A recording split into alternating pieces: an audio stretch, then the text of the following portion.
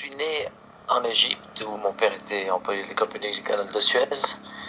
Il y est né lui-même d'ailleurs.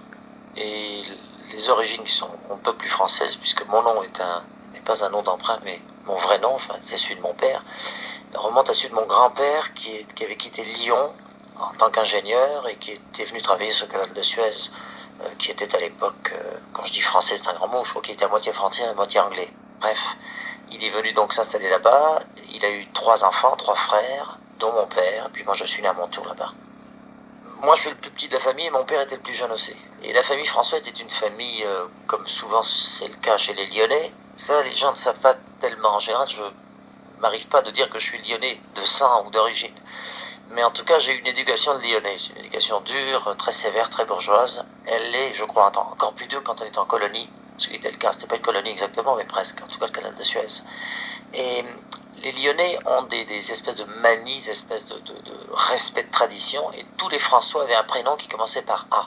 Alors mon père s'appelait Aimé, l'oncle qui vit en ce moment à Toulouse s'appelle Armand, et l'autre s'appelait André, celui qui est décédé, qui était le plus âgé.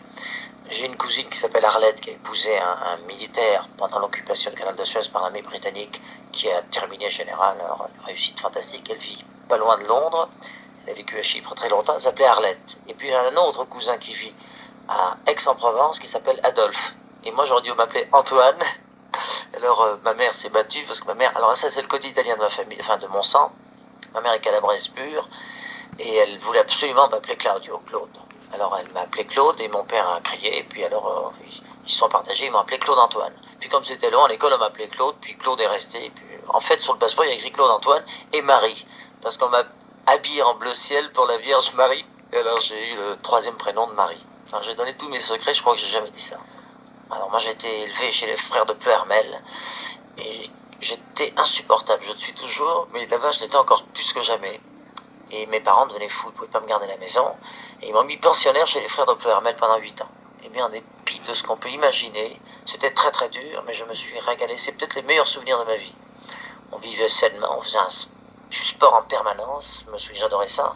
C'était levé à 5h, à 6h la messe, j'étais enfant de chœur, je me mettais à gauche pour pouvoir mettre la soucoupe sous les manteaux. À droite on faisait tout le travail, mais à gauche on était avec on suivait le prêtre avec les hosties. Donc.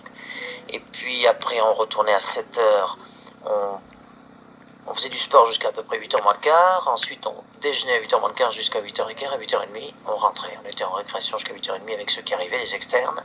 Et puis après à 8h30 on était en cours, et puis après à 10h du sport, et puis le jeudi toute la journée du sport, le samedi et le dimanche du sport, des frères bretons avec des balèzes, des types super sains, super. Puis il y en avait un qui était magnifique, en plus il s'appelait frère Marcel, je peux le dire, je crois bien qu'il vit d'ailleurs quelque part en Bretagne.